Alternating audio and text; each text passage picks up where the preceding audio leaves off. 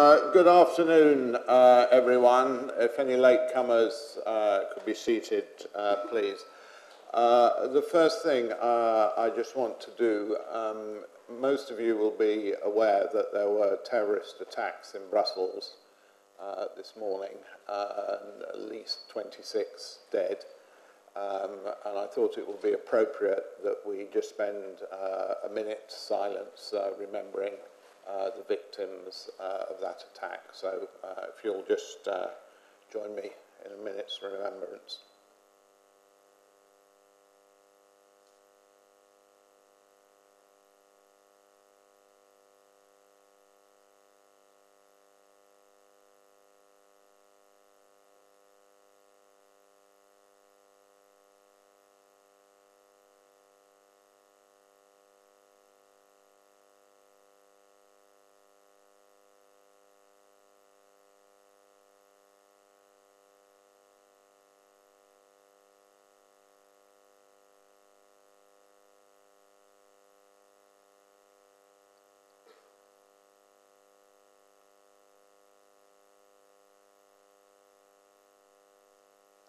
Okay, thank you.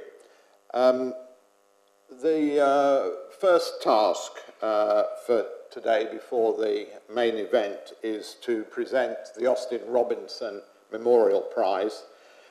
Launched originally in 2007, it's awarded annually for the best non-solicited paper published in the Economic Journal by an author who's completed their PhD in the last 5 years.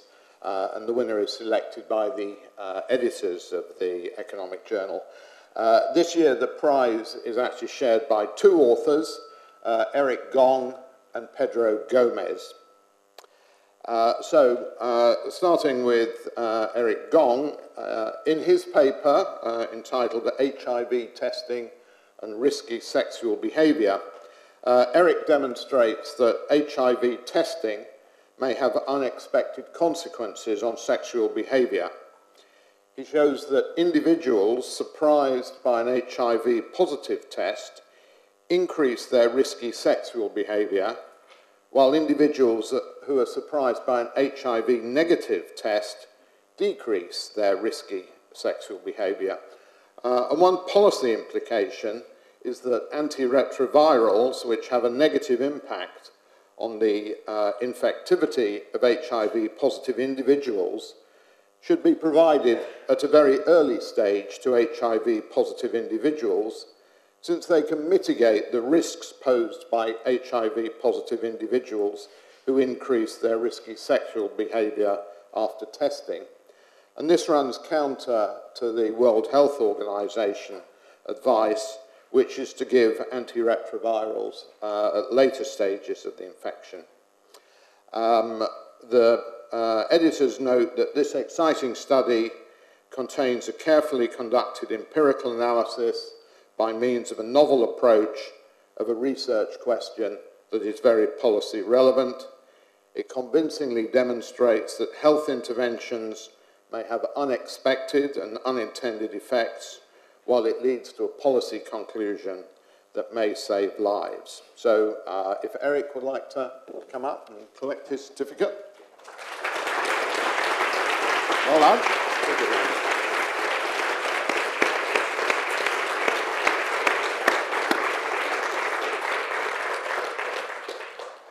And the co-winner of the Austin Robinson Prize, Pedro Gomez, his paper, Optimal Public Sector Wages, contributes to the emerging literature that examines the relationship between private and public sector wages. Within the framework of a dynamic stochastic general equilibrium model, the paper studies the efficient allocation of jobs across sectors where the optimal public wage premium should reflect labour market frictions. One main finding is that the wages in the public sector should follow the private sector wages over the business cycle in order to avoid queuing in the public sector. Moreover, the paper also analyses the optimal wage policy when the economy is subject to technological shocks. So Pedro would like to come up and collect his.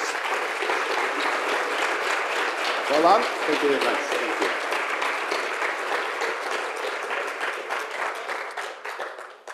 Okay, now to turn to the main event, the Hahn lecture. And the speaker that I'm very pleased to introduce, Professor Kristin Forbes, who's the Jerome and Dorothy Lemelson Professor of Management and Global Economics at the Sloan School of Management at MIT. And since July of 2014, she's also been an external member of the Bank of England's Monetary Policy Committee. And this continues Kristin's tradition of serving in senior policy positions while simultaneously maintaining her academic affiliation with MIT.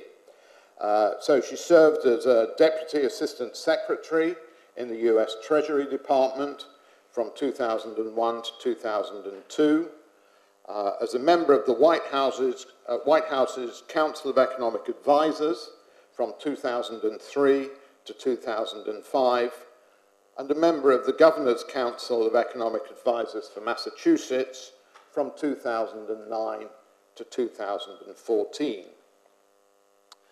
Kristin's academic research addresses policy-related questions in international macroeconomics, including topics such as capital flows, contagion, and financial crises. She was named a Young Global Leader as part of the World Economic Forum at Davos. She's a research associate of the MBER, a member of the Bellagio Group, and the Council on Foreign Relations. She was previously on the Academic Advisory Board of the Congressional Budget Office, the Peterson Institute for International Economics, and the Center for Global Development. And going further back in time, before joining MIT, Kristin worked at the World Bank and also Morgan Stanley for a while. She received her PhD from MIT and her undergraduate degree from Williams College.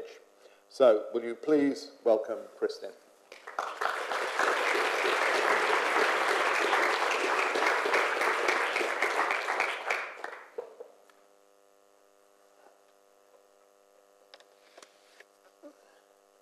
Well, thank you very much. It is truly an honor to be here today to give the Hahn lecture. So I didn't realize when I accepted the invitation to come that usually people start off the Hahn lecture by telling some sort of cute anecdote or vignette about the last time they saw Frank Hahn or when they had lunch with him or some funny story. Unfortunately, I can't do that because I never had the privilege of meeting Frank Hahn. And unfortunately, he is no longer with us, so there wasn't much I could do to arrange that happening over the last few months. So in lieu of that, what I did is I sat down and read through a large body of work written by Frank Hahn over his life. And he was truly an impressive person, not just in the quantity of what he did, but in the quality of his research and the impact it had. And what hit me, there were some insights that came through reading through this whole body of work and some real areas where he's made contributions. One area where he's made a real substantive contributions is a very strong policy focus. He was a very technical academic. If you read through his papers, there's a lot of Greek letters, a lot of equations, but underneath it all was always a focus on things like money, interest rates, growth, productivity, big issues of concern to any policymaker and to the real world. He didn't get bogged down in minutiae that is sometimes easy to do when you're in an ivory tower. He always kept the big issues front and center. And these are big issues that are with us still today, many years later. It was amazing reading his papers how many are relevant to decisions and conversations we're having at the Bank of England today. Another key thing that came through reading through his papers was he really focused on the big issues. He was not afraid to tackle the biggest issues that are, again, still with us today. He wrote the book, or literally wrote the handbook article on stability, on liquidity. Again, issues which he did years ago but are still front and center today. Another theme looking through his work was he always highlighted the importance of thinking about general equilibrium. He had a number of papers where he showed if you just do a partial equilibrium analysis, focus on one channel, one effect, you will miss very important interactions and really miss the important relationships. And finally, especially near the end of his career, he did some nice work focusing or highlighting the need to focus on financial markets. One of the last major pieces he wrote was in 1995 with Bob Solow. It's a collection of essays called A Critical Essay on Modern Macro Theory. And in this collection of essays, he talked about how in the micro literature, we'd focused on market problems, problems in market structure, problems in micro, but those issues hadn't yet been applied to financial markets. And he said, we need to take a look at some of the problems in financial markets. There are more risks out there than we're aware of. And it was a very a good warning of what was to come years later. You know, if people had read that book earlier, maybe we would have seen some of the problems that led to the financial crisis sooner. So a very impressive body of work, and I've taken to heart some of the lessons from Frank Hahn's work in putting together my lecture for today, and tried to channel Frank Hahn in what I'm going to do today. More specifically, what I'm going to do today is provide a new framework for thinking about vulnerabilities related to current account deficits during periods of heightened global risk and domestic risk. So again, channeling Frank Hahn, this is something front and center for policymakers. I've been on the MPC for about 1.5 years now, and it's very rare that I can have a meeting, a briefing, a testimony in front of Parliament, any event without someone asking me, how worried are you about the UK current account deficit? So current account vulnerabilities are front and center for policymakers, especially in the UK. Also, if you look at the minutes of the Monetary Policy Committee, the Bank of England, issues such as heightened global risk and global uncertainty have been front and center. In our February minutes, we talked about concerns related to uncertainty about emerging markets in China. If you look at the most recent minutes of our March meetings, we talked about risks related to uncertainty about the upcoming EU referendum, UK membership in the EU. So these issues are front and center for policymakers. Also, Hahn emphasizes thinking about general equilibrium, and that's going to be a key theme of my comments today. There's been a lot of analysis of current account deficits, and they tend to look at one issue or one indicator or one vulnerability, and I'm going to try to pull it all together into a bigger framework and argue that when you look at several different financial channels underlying current account deficits and international investment positions, you can get some interactions that work in very different ways and that can counterbalance each other and co-vary, so that sometimes the end result is quite different than if you just looked at one channel or one vulnerability related to the current account deficits or international borrowing. A key theme also of my comments will be financial markets. Most historically, a lot of work on current account vulnerabilities and vulnerabilities from international borrowing focused on trade, and trade channels is a sign of a lack of competitiveness and vulnerability. I'm going to shift focus and focus purely on the financial side of current accounts, in the financial vulnerabilities and financial channels, again, channeling Frank Hahn. And finally, Hahn's works in analysis is something that has lived with us through the ages. He tackled issues that remain decade after decade after decade, and hopefully the analysis that I'll show you in the framework I'll develop is something that will be able to be applied for years. It certainly applies to issues that have been ongoing for decades. And just a reminder of that, think back, a time when Frank Hahn was alive, but I was not, the Suez Crisis in 1956. Most historians remember the Suez Crisis as a final blow to Britain's self-image as a world power to be reckoned with. Geopolitically, it was a major event. As an economist, though, I remember it for very different reasons. I remember the Suez Crisis is a lesson, a very poignant lesson, of the vulnerabilities to countries reliant on foreign financing. A situation which could be compared to today, when the UK has a large current account deficit that it is reliant on foreigners to finance year after year after year. Just a history reminder of what happened in the Suez Crisis. 1956, the UK had a small capital outflows, small reserve losses, but nothing too problematic. The UK had started conversations with the IMF to get some financial assistance in case this became a problem. Had gotten initial preliminary support from the US, key veto power in the IMF, but they initially said they'd support any financial assistance for the UK if needed. So everything looked fine. And then the UK joined an invasion of Egypt to try to gain control of the Suez Canal. Militarily, the invasion seemed to go fine. Internationally, it did not go well. There was quite a strong international backlash, including by the US, that wanted the UK to withdraw. The UK did not want to withdraw. But this heightened uncertainty around these events accelerated capital outflows out of the UK, accelerated reserve losses, and suddenly the UK was in a position where it was just about out of reserves, it hit its reserve floor, and it was going to have to abandon its fixed exchange rate, which it viewed as untenable and not an option. So it went back to the IMF, wanted this financial package it had talked about before, but now the US blocked it. And the US said, we will not support any loans unless you pull out of Egypt and pull out immediately and completely. The US president even told his Treasury Secretary to start selling sterling bonds in order to accelerate pressure on the UK. And the UK immediately crumbled. It immediately said, fine, completely withdrew from Egypt, got its financial package, and things stabilized. But that is a very poignant reminder. If a country is reliant on foreign financing, you are at the whim of what foreign investors that can be quite fickle. So is that a lesson for today? If you look at the basic statistics on the UK's current account deficit, there are reasons to be worried. Just a few basic statistics. UK current account deficit in 2014, the last full year for which we have data, was 5.1% of GDP. That is the largest of any year the ONS has data. That is the largest of any major economy in 2014, and probably the UK will win that award again in 2015 when all the data comes out.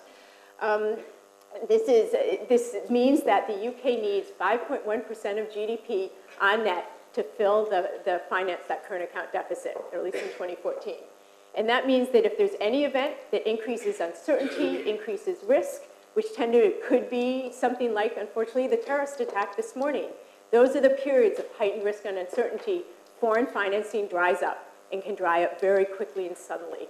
So this is something the UK needs to be aware of. But on the flip side, there are also reasons to be sanguine. The UK current account deficit recently, the deterioration from 3.3% of GDP in 2012 to 5.1% of GDP in 2014 is largely driven by deterioration in investment income on earnings of UK investments abroad, less what the UK pays out on foreign investments in the UK. It's not a trade competitiveness issue, something I'll get into more in a few minutes. Also, the financing for the UK current account deficit is mostly in the form of more stable financing. 81% of the financing is in the form of FDI, foreign direct investment, more stable capital flow. This is not the hot money, such as equity investment or debt investment, which tends to flow in and flow out very quickly when there's sudden shock or a sudden increase in risk. Ben Broadbent, my colleague on the MPC, gave a speech about a year ago, and he suggested that because of the UK's strong institutions, foreigners would keep investing in the US, and that was the situation likely to continue. The UK external debt position, if you add up its external liabilities less its external assets, international assets, it's a moderate position. There's not the external debt buildup is not so large that it suggests a country that is on the verge of having a debt sustainability problem or a solvency problem. And finally, the UK now has a flexible exchange rate. So when there are shocks, the exchange rate can adjust. That, of course, has costs, but it's a very different situation than in 1956 when the UK had a fixed exchange rate, and abandoning that suddenly was seen as a major cost and major impediment to the economy. So this situation is different. I could sit here and argue pros and cons of why you should or shouldn't worry about a current account deficit in the UK or any country for quite a while, but that is not my goal today. There's a lot of papers that have been written about this, a lot of policy analysis on whether you should or shouldn't worry about any specific current account deficit. But I want to go a stage deeper today. I want to instead develop a fuller framework of thinking about current account balances in countries and when they present a risk, when they present a vulnerability, and when they don't, when they can sometimes actually mitigate risks from external shocks. So more specifically, today I'm going to develop a framework where I evaluate vulnerabilities related to current account deficits and net international investment positions and IEP positions during periods of heightened risk, domestic and global risk. I'm going to extend the traditional analysis and focus on fast-moving financial effects. What happens when risk increases and financial flows suddenly adjust, markets suddenly adjust, investment income flows suddenly adjust, and the valuation of your equity investments or bond investments suddenly adjust. And what I will show you is that current account deficits can be risky. They can amplify risks in some situations, but in other situations, they can actually mitigate international risks and mitigate risks related to current account deficits. So back to looking at the full picture, more of a general equilibrium type analysis, you need to look at various financial channels to understand the full setup of risks. And a lot of the adjustment I'll focus on is exchange rate adjustments. What I will not do, just to be clear before I get going, I am not going to talk about individual financial risks of individual financial institutions or financial systems specifically. That's something, for example, the Financial Policy Committee at the Bank of England has done detailed analysis of. I refer you to that for those types of details. I'm going to avoid that today. I'm also not going to talk about trade adjustments. I want to today just focus on financial adjustments, fast-moving adjustments through financial markets and financial flows. What that means is the analysis I'll give you today is good for looking at periods of short-term changes in risk and volatility that often then do generate crises and banking crises and financial crises and currency crises, but I'm not going to focus on longer-term issues. If there's structural changes in a country that leads to longer-term changes in uncertainty or structure, you then get a whole other set of compensating effects, which I won't get into. Mine's more a short-term, medium-term analysis. So that's what we're going to do. Now let me get going. I'm going to first just start with a quick overview of some of the literature and work that's been out there, what the current thinking is. And then most of my comments, I want to build on the current thinking and build on the current framework. So, and before I get into that, just for those of you who do want more details on what I'll talk about today, especially some of the literature reviews and technical details, I did a more policy-related speech yesterday that's on the Bank of England website called the UK Current Account Deficit, Riskier Risk Sharing, which goes into some more detail on some of the more policy-related aspects of what I'll talk about today, and also more details on the UK. For what I want to develop today, I'm going to focus more on a cross-country framework that can apply across countries. Also, today's conversation builds on a full paper, which is not quite ready yet, but will hopefully be ready soon, that is co-written with two colleagues at the Bank of England. One, Sveti Nanova, is sitting right there. Say hello. Thank you for all of her help, especially putting together what I'll show you today.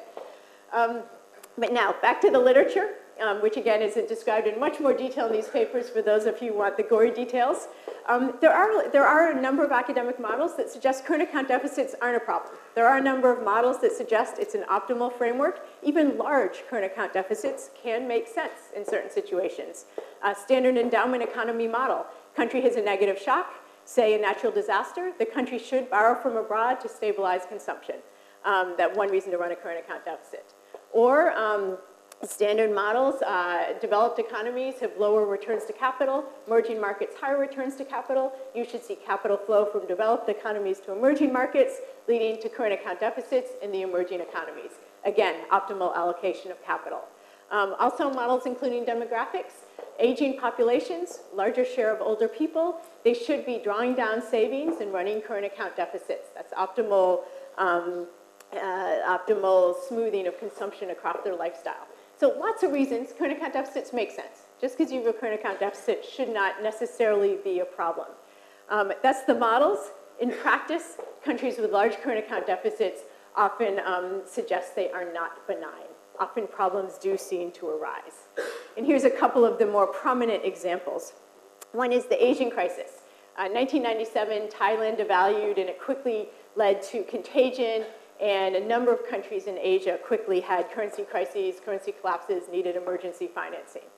So what I did here is I took the 12 biggest emerging markets in Asia and graphed them by the size of their current account balance. Larger deficits on the left, up to surpluses on the right.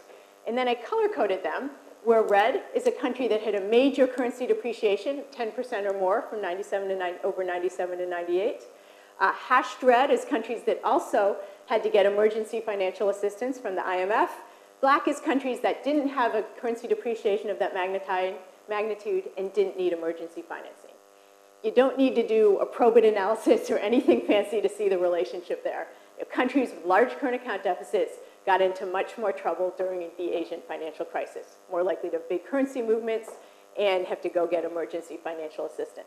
And this is the sort of episode that has led investors to really see current account deficits as an indicator of what country is vulnerable, whose currency should I be betting against, who's going to need assistance. In another example, another prominent example was the taper turmoil period in the spring of 2012. Now what I did, I took a bunch of big emerging markets and have graphed here the size of their exchange rate depreciation. Basically, they all depreciated except China on the right during the period of the taper turmoil from May 1st to June 30th. This was a period of heightened uncertainty about the outlook for China and also when the US Fed started to talk about tapering its asset purchases at some point in the future. This led to a sharp increase in measures of risk, sharp outflows of capital from emerging markets, and currencies depreciated in most emerging markets around the world. And now I graphed countries in black are countries that had current account deficits, countries in red had surpluses. And once again, you don't need to do a formal analysis to see a relationship. Countries that had current account deficits had a much bigger hits on their currencies, bigger hits, interest rates went up more, and felt much more the effect of this period of increased risk and uncertainty. And this is true, there's actually just a raw correlation, not controlling for any country characteristics, 70% correlation between the magnitude of the depreciation of your currency and the size of your current account deficit. So once again, there does seem to be the sense that countries with large current account deficits are vulnerable, no matter what the standard models say about how they could be optimal. So why is that? Why do current account deficits seem to be a badge of vulnerability, for better or for worse? There's a lot of academic literature on this, a lot of tests of the relationships. Maury Obstfeld gave a speech at the annual AEA meetings in 2012, which did a really nice job of going through this literature and focusing on 3 reasons we should be concerned about current account deficits in today's world. And I think his framework is useful. And so let me just highlight the 3 reasons use the framework of the 3 reasons he lays out. One reason you might be concerned about a current account deficit as a sign of country vulnerability is if your country runs a current account deficit, they're more reliant on financing from abroad. That means they're going to be more vulnerable to any increase in risk or anything that makes that financing dry up. So more vulnerable to sudden stops. And there's quite a bit of literature that does show this relationship holds, more reliant on foreign financing, more likely to have sudden stops that lead to sharp increases in interest rates, currency depreciations, bank crises, currency crises, et cetera. This literature has also made some nice progress recently on highlighting you can't just focus on a current account deficit as a measure of net foreign flows into a country to measure vulnerability. You also need to focus on gross foreign flows into a country. You can't always net out if investors in a country are sending money out and foreigners are sending money in. You shouldn't just net that out. You should focus on the gross flows coming in as a measure of vulnerability. The second big vein of literature focuses on or argues that current account deficits can be a vulnerability because if you're running a current account deficit, you're borrowing from abroad. You borrow from abroad, that accumulates year after year to build up large net external debt positions or negative net international investment positions, NIP positions. And it's hard to find an exact level where these external borrowing and NIP positions create a problem, but it's pretty non-controversial. If you borrow more and more from abroad, build up big international debts, at some point investors are going to worry about solvency and sustainability and require higher compensation or stop lending to you once that debt builds up too much. A final vein of this literature, the third and final, is that countries that run current account deficits, those are often correlated with some other unsustainable macroeconomic characteristic in the economy. Often large current account deficits correlate to large fiscal deficits, consumption booms, asset price booms. And these unsustainable macro characteristics must stop. At some point when they stop, that will correlate to a reversal in the current account deficit. The large current account deficit suddenly has to shrink, and that reversal corresponds to major changes in consumption patterns, savings patterns, and investment patterns that can be quite costly and quite difficult. And there's evidence these are often correlated with periods of slower growth and often correlate not to countries exporting more, but to having a big compression in imports and in reducing consumption. So those are 3 main, and then finally this literature for a while worked very hard to see if there was a magic number where a current account deficit greater than X meant that there would be a difficult reversal. At some point there was an argument 5% was the magic number. When current account deficits at 5%, it was unlikely it could reverse without some serious economic pain. That those magic numbers don't really hold up very well now. So we've gotten away from the numbers, just saying the bigger they are, the more risky they tend to be. So those are the 3 main lines of reasoning why current account deficits can be a problem, even though they are optimal in some models. Most recently, there's been a very nice addition to this literature linking these 3 arguments together, and that highlights the role of credit growth. Generally, countries that have rapid credit, or a number of countries with large current account deficits, financed by borrowing from abroad, that feeds into a rapid credit growth, often a credit bubble in an economy.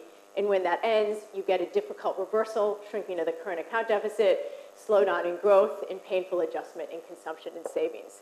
So that's a very nice extension of the literature, linking together all of these channels why you worry about current account deficits and suggesting they do tend to be more of a problem in the presence of credit booms. And this shift in the literature highlights the shift that I'm going to focus on for the rest of my comments. When worrying about current account deficits, we need to move beyond thinking of them as trade deficits and focus on the financial channels that are related. And that is particularly important today, given the much larger international financial exposures that most countries have. This is a graph that probably many of you have seen. This is gross international assets and liabilities of a large set of countries around the world. Basically, any cross-border investments in equities, in debt, derivatives, bank loans, any cross-border, again, assets and liabilities. And you see these cross-border investment exposures increased quite sharply in the 1990s. They stabilized around the time of the global financial crisis. Capital flows dried up. Capital flows are now at lower levels than before the crisis, but the gross international financial exposures remain very elevated. The world is just much more connected financially, and that is unlikely to change anytime soon, even if capital flows don't recover to where they were in the early 2000s. So countries have much more exposure internationally through their investment positions. And what that means is anytime you get changes in risk, changes in exchange rates, changes in returns in asset markets or bond markets, that spills over internationally in much more powerful ways than happened in the past. And therefore, anytime you want to think about international vulnerabilities related to current account deficits, you need to take into account these international financial linkages to a much greater extent than we used to in the past.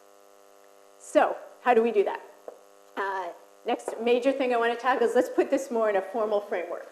I'm going to put up a few simple equations and show how we should be incorporating these increased international financial exposures into thinking about vulnerabilities related to current account deficits and international borrowing.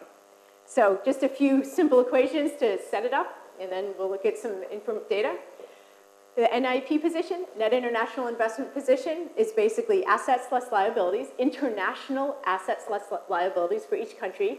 And the assets and liabilities include all sorts of categories, investment categories. So that could include investments in FDI, equities, debt, bank flows, derivatives, et cetera. Sum up international assets, less international liabilities, you get your NIP position. If you use just basic balance of payments accounting, you can break down changes in a country's NIP position are equal to the current account deficit, the foreign financing from abroad, changes in the valuations of past international investments and liabilities, assets and liabilities, and other adjustments. That's the sort of catch-all, all the data issues, changes of headquarters, all the data issues that inevitably get into this data. So then you can also write down standard balance of payments accounting. Current account balances can be broken into three components. Current account balance is equal to the trade balance, TB, plus primary investment income and secondary investment income. Primary investment income is basically the investment income on past investments. So if you invested in equities or debt earlier and you are now earning a stream of dividends or interest payments, that's your primary investment income. And that's the biggest category. Secondary investment income is one that usually is smaller. I won't pay as much attention to today. This is based largely intergovernmental transfers of monies. It's transfer payments, debt relief, remittances, things like that.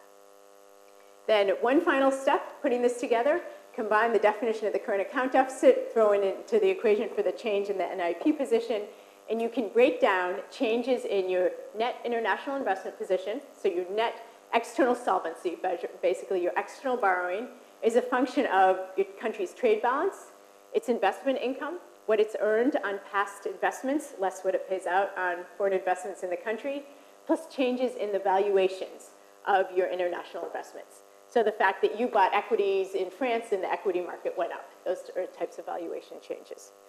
And again, so that gives you something you can now break down and look at concretely. If you're worried about changes in a country's overall international solvency, its NIP position, those changes can be broken into trade, investment income, and valuation effects. So traditionally, the literature used to focus just on trade. More recently, there's been a few papers, such as work by Garinchas and Ray and Malaysi, Ferretti, and Lane, that have focused more on valuation effects.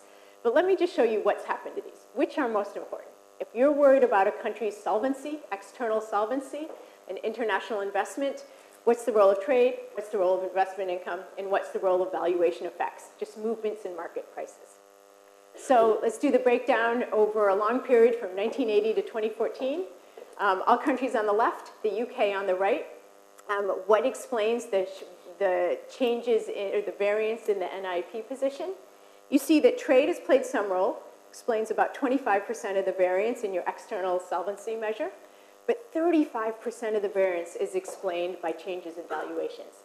That's changes in market prices for your past investments, much bigger than trade effects. So these financial revaluations are very important in assessing external solvency, even more important for the UK. But what's even more striking, this includes an era when financial globalization was not as high. Let's look at now the last 10 years. What's the role of these three factors in explaining changes in your external solvency? This is not a great graph because it looks like the factors are smaller. But if you look closely, you see we had to blow up the scale because the magnitude has gotten so much bigger. Over the last 10 years, 60% of changes in your external or your NIP position is driven just by valuation changes, financial effects, not trade. Trade only explains 30%. In the UK, dramatically higher. Changes in valuations have been much more important than trade in explaining changes in the value of the UK's external borrowing. And yes, those don't add to 100 because there is some other data issues that aren't included, and this doesn't include covariances. But the bottom line of this, if you worry about a country's solvency, its NIP position, you've got to think about the financial effects through valuation changes on past investments. So let's explain those. What drives changes in valuations of past investments abroad? This is where the math gets a little messier. If you break down what drives valuation changes, you can break it into some component parts. Let me walk you through that because that does get a little messy. What matters? And then I'll show you the importance of the different components. So if you break it down into what matters, first is just the size of your asset and liability positions. When you've got bigger gross positions, that's going to make these valuation effects bigger. So that corresponds to what I showed you earlier. As international exposures have increased, these effects are more important. Another thing that matters is capital gains. That's the rate of capital gain on external investments. So if you invested a lot in, pick your favorite country, and that investment does well, that's going to make more of a difference. And you have to take what you earned abroad less what foreigners are earning in your country. Another thing that will matter is this sum over C that basically captures the composition of your portfolio. How much of your international investments are in the form of equities? If equity markets are doing well, you'll have higher returns. How much of your portfolios is in debt markets? In other periods, those investments might do well. So the composition of your portfolio is going to matter quite a bit. And then finally, something that appears even more frequently is the exchange rate. The movements in the exchange rate are going to be key in understanding external solvency and the dynamics related to vulnerabilities of external solvency. Now, since the exchange rate is so important, I just sidetrack for a minute on how we need to calculate it. If you go through the full math on this, what you find is that, unfortunately, you can't just throw in a sort of standard multilateral exchange rate, or you can't just use an exchange rate versus a dollar. What you need is the exchange rate for each asset A or liability L for each asset category C, so FDI or equity or debt. So you need to incorporate different exchange rates based on that country's exposure to, say, assets in the or equities in the Eurozone or liabilities in the UK, and incorporate the different exchange rates weighted by your exposure by asset category and by asset and by category and liability and category. So it all gets pretty complicated, but it does matter. And you find you get very different exchange rates and currency adjustments based on exactly how a country structures its international portfolio. So for example, here's the UK. If you just use a multilateral exchange rate for these calculations, you'd get the black line. If you instead looked at the exchange rate for UK foreign assets, that's UK investments abroad, which is much more heavily denominated in the Eurozone, or in the Eurozone and in euros, then you get this exchange rate in red. if you focus on the exchange rate for UK liabilities, which have a large shares denominated in sterling. Then you use the exchange rate of the green line. So these differences do matter when you do some of the calculations I'll show you. So, but back to this breakdown. We're now going to break down changes in your solvency position, your change in NIP, and your valuation, which largely result from changes in valuation effects, and break that down into how much is due to exchange rate effects, the stock of assets and liabilities, the capital gains, and the different components. So let's do that. Start with the US. Breaking down valuation effects on its external borrowing into the size of the initial effects from the size of the positions, effects from exchange rate movements, and effect of capital gains. And you see some interesting patterns for the US. So for example, in the 2000s, US had positive valuation gains for much of this period.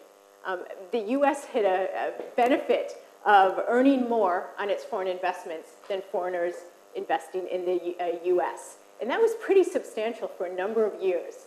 That meant that the total value of US external borrowing, even though it borrowed more and more every year, it earned so much on these valuation changes, its total external borrowing actually remained pretty flat.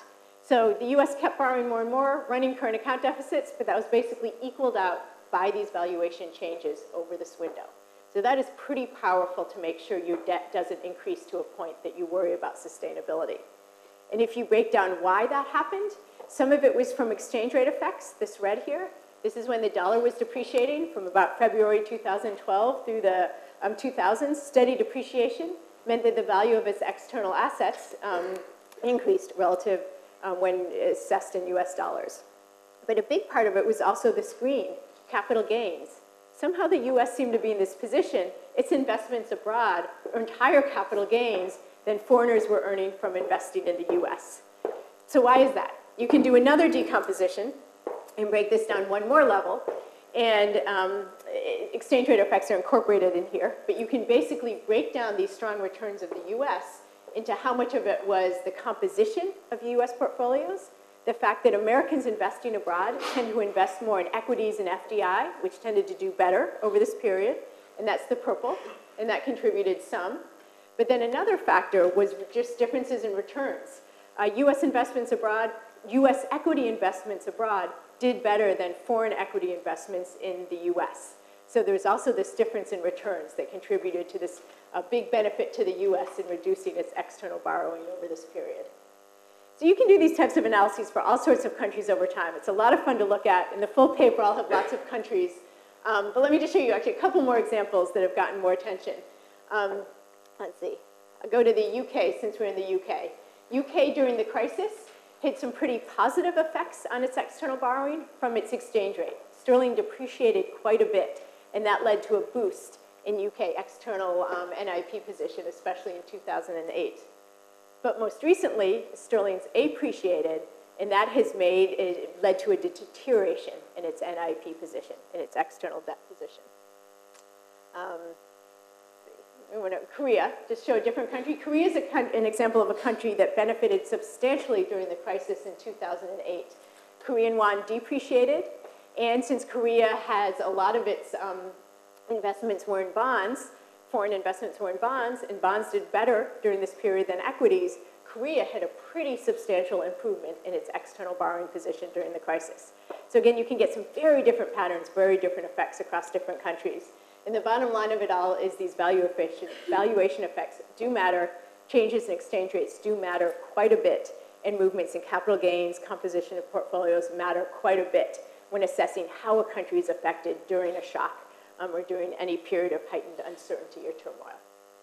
So that was all, first part of the analysis. You got to focus on stock effects. What is a country's overall external borrowing, its NIP position? How is it affected by these financial channels through exchange rate effects, valuation effects, changes in capital gains, composition of investment portfolios?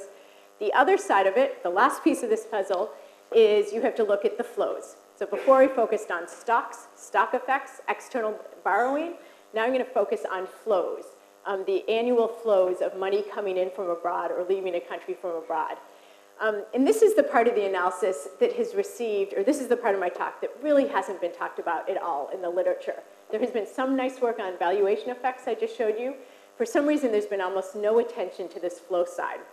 And I find that somewhat puzzling because if you're worried about sudden stops and financing suddenly drying up, you want to worry about the flows. How will these capital flows, financing coming from abroad, how will it be affected in periods of heightened risk and heightened uncertainty?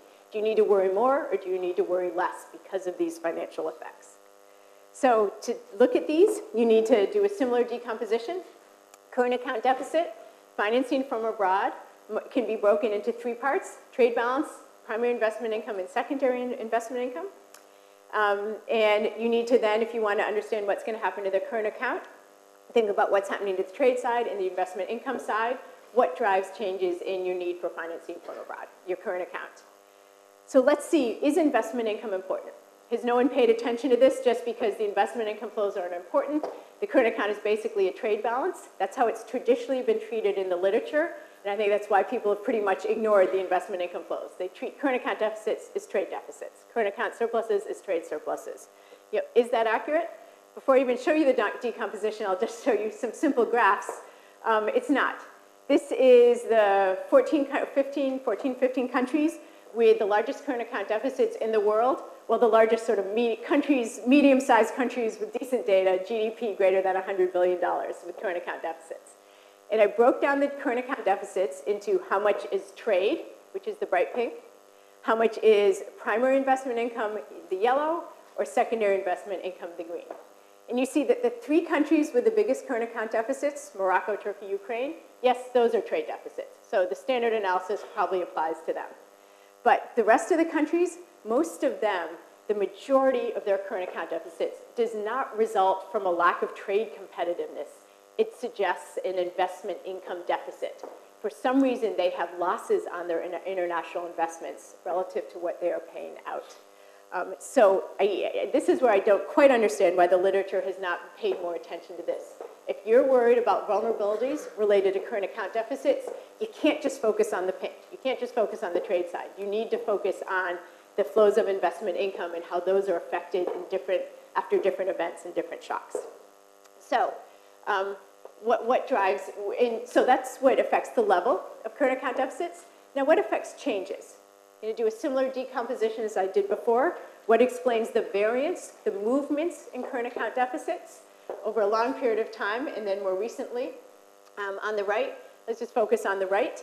If you look at what drives changes in current account deficits, so changes in a country's need for financing from abroad, in the full sample of countries, it is still mostly a trade story.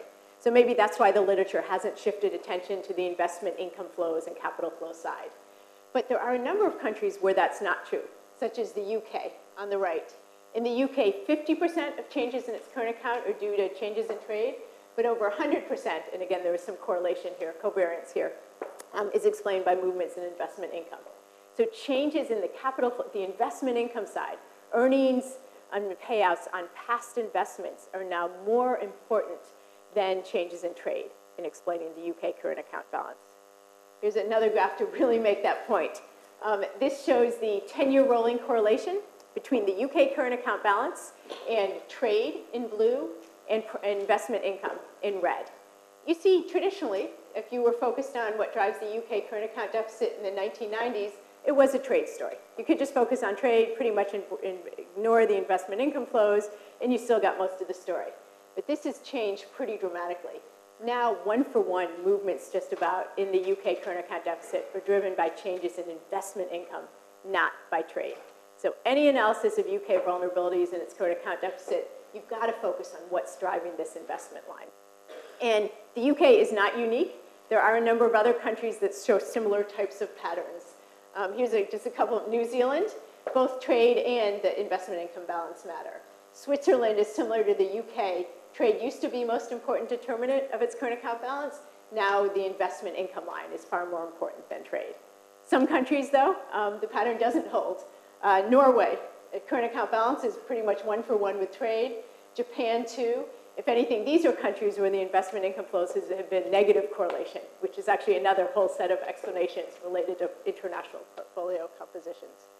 But the bottom line is, if you want to worry or to think about changes in current account balances, vulnerabilities to foreign financing, investment income needs to be part of the story. You can't just focus on trade. So what drives investment income? One more breakdown.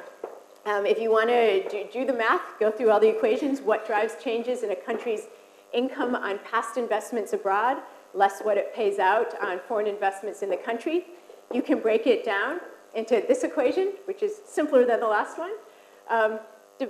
Your gross positions matter. The stock of your international assets and liabilities matter. Exchange rate movements also matter. This is very similar to what we just did with external borrowing. The composition of the portfolio matters, how you have it split between equities and debt, and then also the returns you earn on the investments you made last period. And that's the main difference. The returns you earn are going to be critical. What's the role of these different factors? Show you one more set of breakdowns. Here I'll just focus on the UK. If you want to explain these big moves in investment and income in the UK, you can break into how much is due to the large stock of international assets and liabilities, that's the gray, how much is due to exchange rate movements, which is the red, and how much is due to excess returns. The returns earned on past investments, basically. And you see during the, let's take the most recent period, where we had the sharp deterioration in the UK current account deficit, largely driven by a sharp deterioration in investment income. You see that's not driven by exchange rates. It's partially driven by just the size of UK positions. Most important, though, has been returns. UK investments abroad have been earning lower returns, lower dividends, lower interest than foreign investors are earning from in the UK. And you can further break that down to the right, break down those negative returns into how much is just the composition of the portfolios. Maybe the UK holds equities and equities have been done as well as debt, or how much is just the returns have been low. And it comes through pretty clearly. It's largely a return story. UK investments abroad have been largely in the Eurozone, and the returns there have been a bit weaker. And that's a key factor driving the low investment income recently. Okay, so bottom line of all of that is if you want to think about vulnerabilities, vulnerabilities to sudden stops in capital flows, vulnerabilities from external borrowing, you need to look at these financial channels. You need to look at valuation effects. You need to look at investment income flows on past investments. And if you take this approach, broaden the framework, don't focus as much on trade, you can get some very different implications about what countries you should worry about and what countries you should not. And you might need to rethink a lot of the literature. For example, a lot of our concerns about sudden stops, financing for a current account deficit might suddenly stop, were based on countries with large trade deficits. A lot of our concerns about large external borrowing was based on the assumption that if you add up the borrowing to fund your trade deficit every year, you have large external borrowing, which will be hard to finance. But what if that borrowing, the total borrowing changes based on some of these financial effects? And let me show you a couple examples of this. Back to the US. If you just accumulated how much the US borrowed each year to fund its trade deficit, the US NIP position would be down here, about minus 60% of GDP. That's a huge net negative NIP position. That's a level that usually is where you have solvency concerns, people not willing to fund that country or worried about debt sustainability. But if you then incorporate in the US the fact that the US has had these positive valuation effects in red and positive earnings on its foreign investment, the investment income line, the green, add that back in, these financial channels I just showed you, the actual deterioration in US NIP position is only to here. Still some, but that's a much lower level of external borrowing after you incorporate these financial effects. UK is similar. If you just accumulated trade deficits, you'd have a net international investment position of over 40% of GDP. If you then incorporate the positive valuation effects and investment income effects that have over time, then the actual net NIP position is more like a little over 30% of GDP.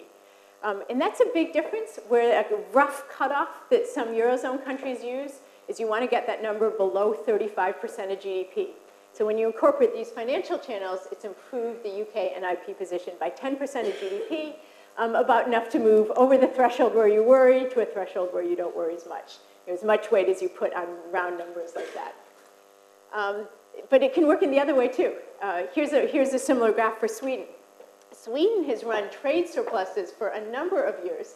You just added up the trade surpluses, and Sweden had been able to take the net gains from its trade surpluses and the capital flows and invested that abroad.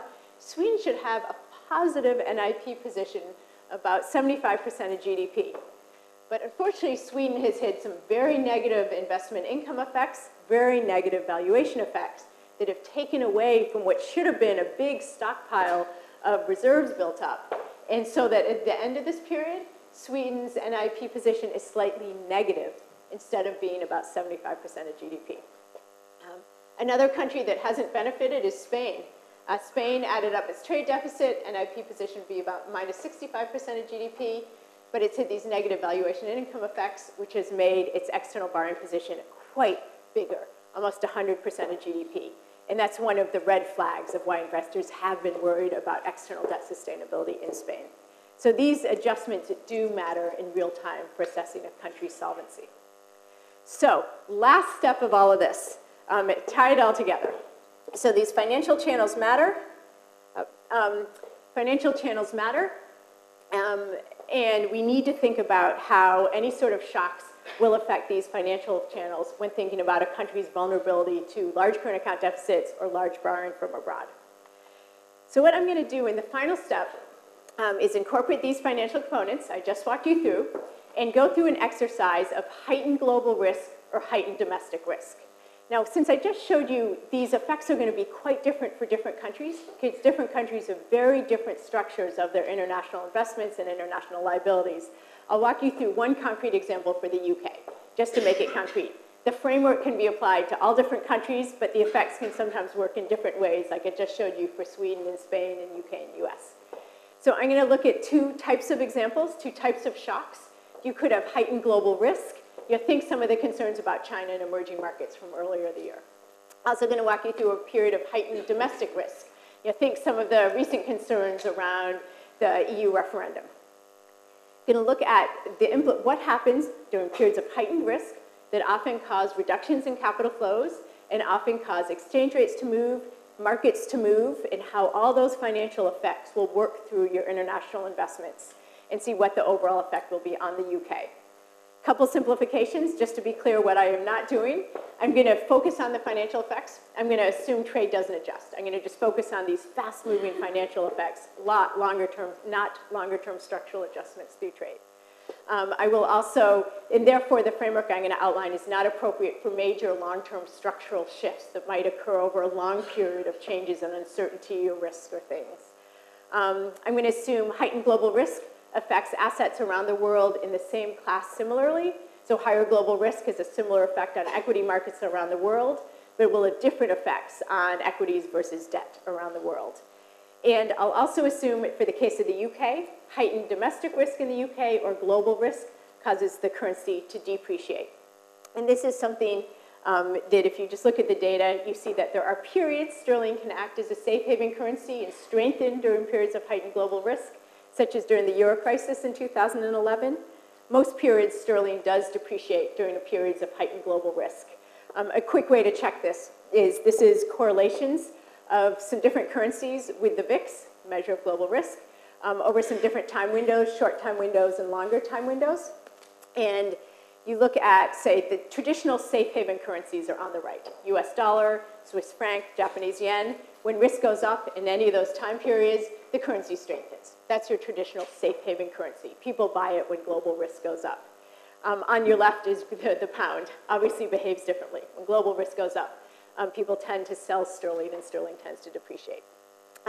So I'm going to look at periods when global risk goes up or domestic risk goes up, currency depreciates. How do these different channels work, investment channels on international positions? So the math gets very tricky, so I figure at this point in the talk, I'm not going to show you a lot of equations broken down. Instead, I'm just going to show you two summary tables that capture some of the main effects. And I'm going to highlight on the left the main channels when you do a breakdown of these equations, looking at how heightened risk interacts with these financial channels. The left column shows you three of the most important variables that determine whether increased risk or increased economic uncertainty will lead to a deterioration in the international investment position or current account. Then in the middle, I say whether you might get some risk sharing to mitigate the effects, and then how the UK stacks up, and then compare it to some other OECD economies with floating exchange rates. So first thing that comes through is critically important is the composition of a country's now we're going to say heightened UK risk, heightened domestic risk. What's going to happen to UK international investments?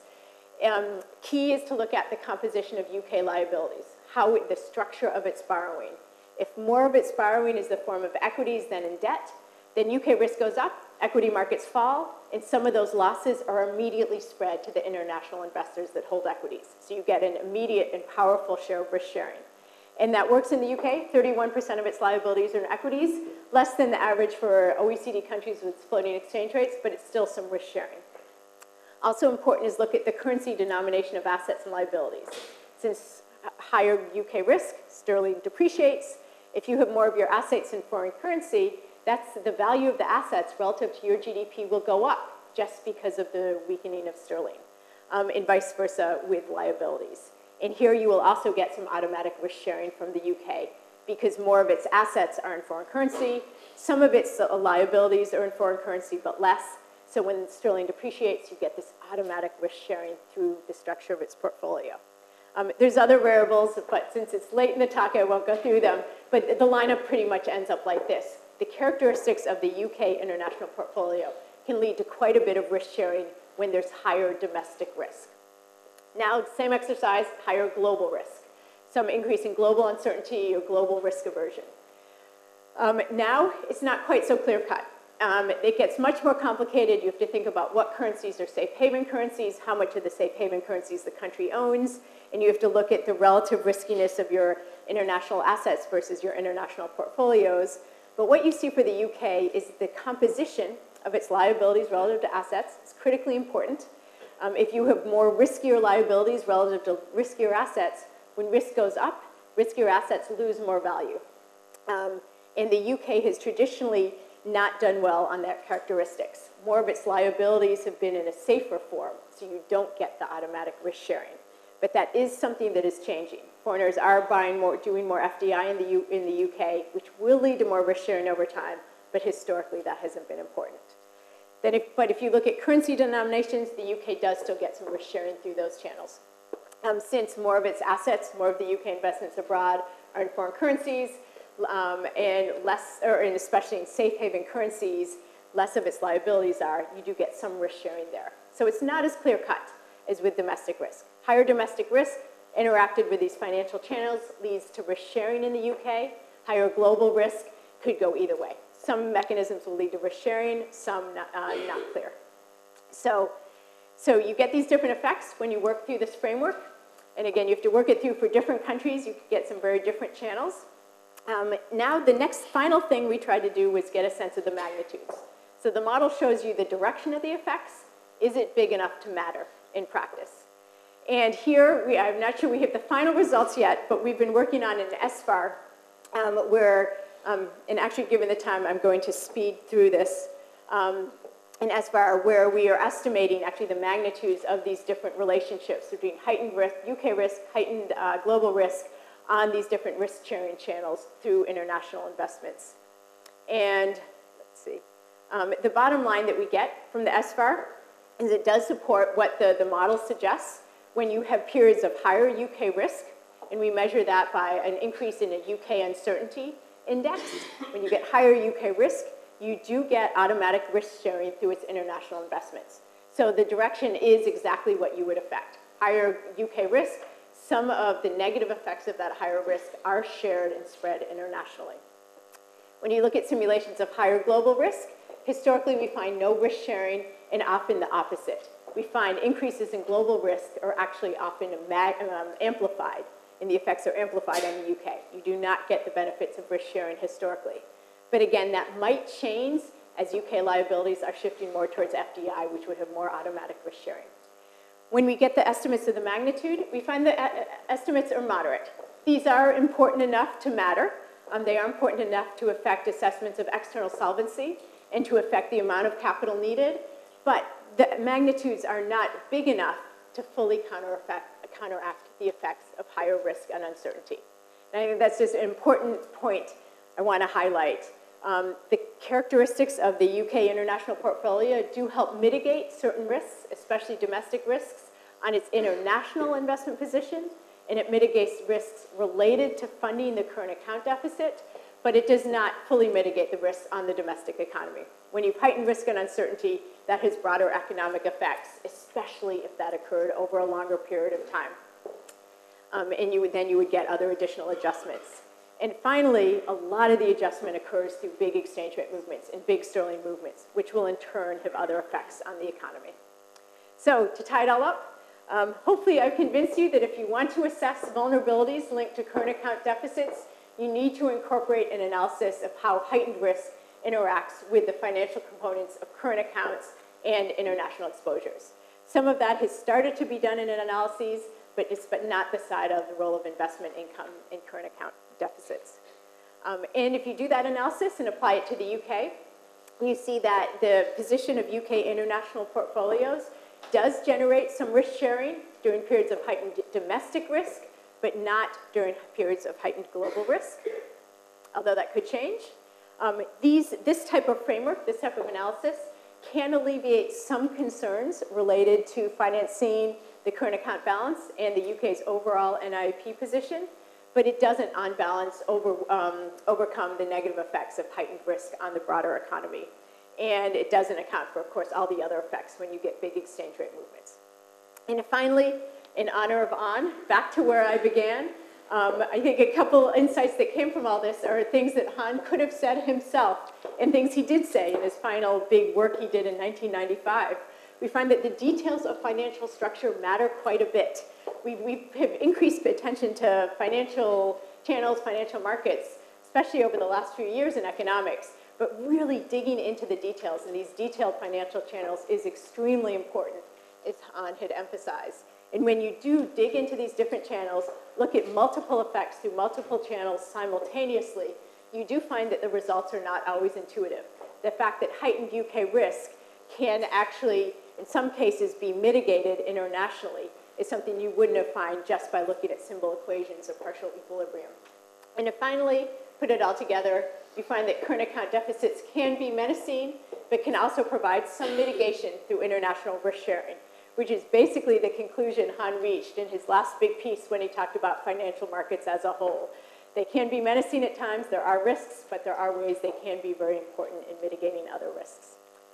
With that, I will stop, and if there's time, be happy to take a couple of questions. We've got a little bit of time. Okay.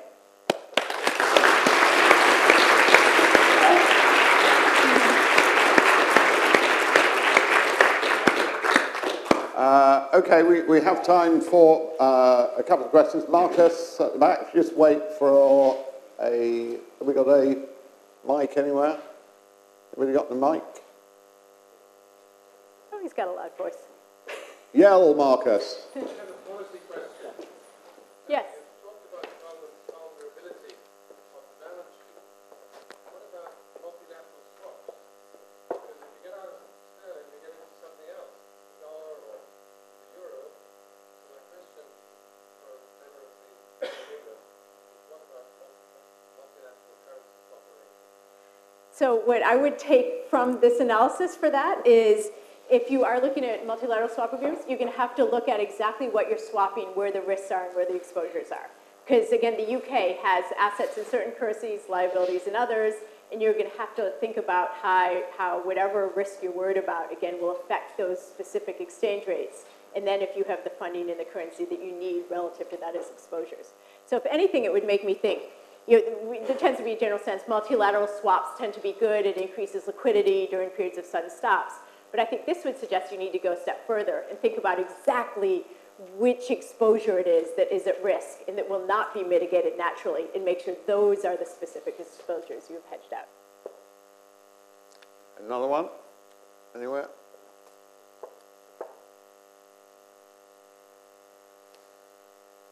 One over on the other side. Sorry, can I start? Yeah, why don't you start? We're obviously... Fascinating, a bit above my head, but I was just trying to figure out what the final implication is. Is it that we need to worry so much about the current account deficit because of these factors you talked about? Or is it that simply, if we take a big hit, the foreigners will actually absorb part of it because they'll own some of the shares and go down in value, but the hit will still be there, won't it? So this is, my answer would be the typical economist answer, it depends. And it depends, first of all, on the source of the shock. So what I've shown is you can get some of this natural risk sharing if it's a UK-focused risk in a US structure of a portfolio like the UK. So then it doesn't mean you don't worry about the overall economy. You still get a sterling depreciation, which will have effects. You will still get other effects. But if you will worry less about risks related to financing the current account deficit and external sustainability, because you get this natural risk sharing. On the other hand, other types of risks in the past increased in global risk, global uncertainty, a terrorist attack, something unfortunate like that, you don't get the same type of risk sharing naturally for the UK. So then I would actually worry more in terms of current account sustainability and external debt sustainability. Okay, any more?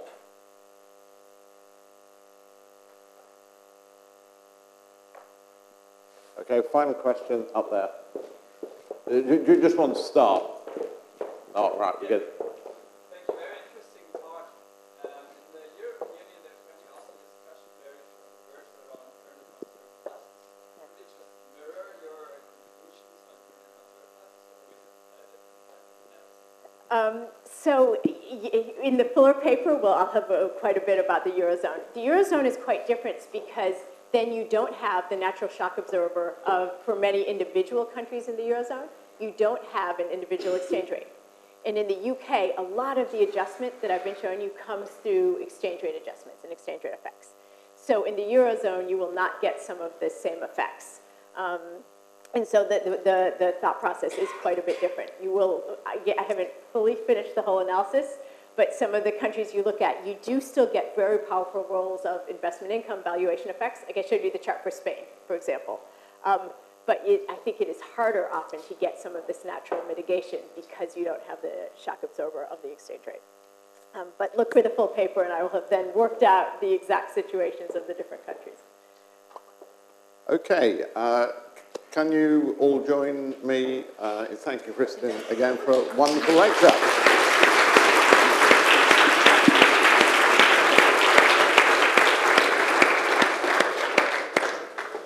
That's great.